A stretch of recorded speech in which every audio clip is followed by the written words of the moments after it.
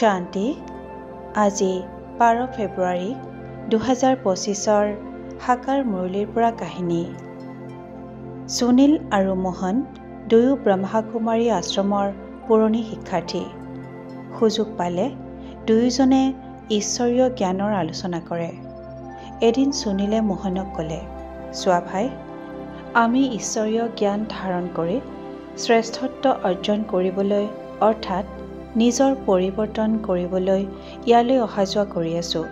পিছে এনে পৰিৱৰ্তন তেতিয়াহে সম্ভৱ হ'ব যেতিয়া আমাৰ সংকল্প শক্তি একাগ্ৰতাৰে ভৰপূৰ হৈ থাকিব।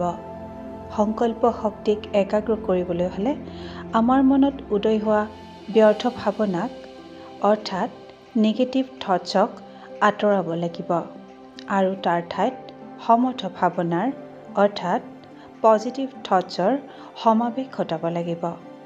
নিজৰ প্ৰতি আৰু আনৰ প্ৰতি শুভ ভাৱনা আৰু শুভ চিন্তাৰে আমি আমাৰ মনৰ পৰা ব্যৰ্থ বা অশুভ ভাৱনাক দূৰ কৰিব পাৰোঁ। মোহন ভাই, আমাৰ কৰ্মেন্দ্ৰিয়ৰে সম্পন্ন কৰা সকলো কৰ্মৰেই বীজ হ'ল সংকল্প বা ভাৱনা। গতিকে এই ভাৱনাক শুভ আৰু শ্ৰেষ্ঠ কৰিব পাৰিলে আমাৰ কৰ্মও শ্ৰেষ্ঠ হ'ব। শ্ৰেষ্ঠ কৰ্মৰ দ্বাৰা শ্ৰেষ্ঠ পৰিৱৰ্তন সাধন কৰিব পাৰিবা। সুনীলৰ কথাবোৰে মোহনক অভিভূত কৰিলে। তেওঁ সংকল্পৰ স্তৰতেই ব্যৰ্থক বিদায় দিবলৈ সচেতন হ'ল। ওম শান্তি।